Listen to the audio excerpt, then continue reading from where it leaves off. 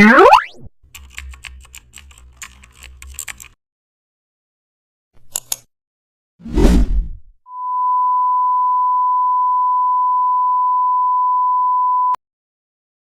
back to the channel. Don't forget to like, share and subscribe for more updates. Today we are exploring an amazing topic of Photoshop: how to create custom shape, location, root path. Create a canvas in Photoshop.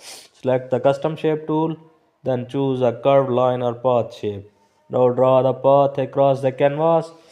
Change the stroke or fill color to gray, lower opacity slightly. Now choose a map pin shape. Place one pin at the start of the path. Duplicate the pin and place it at the end. Resize pins for balance. Select all shape layers, align them visually. Now add text labels near each pin. Zoom out and check flow. Root path looks clear. Perfect for travel visuals. Custom shape route ready in Photoshop. Thanks for watching.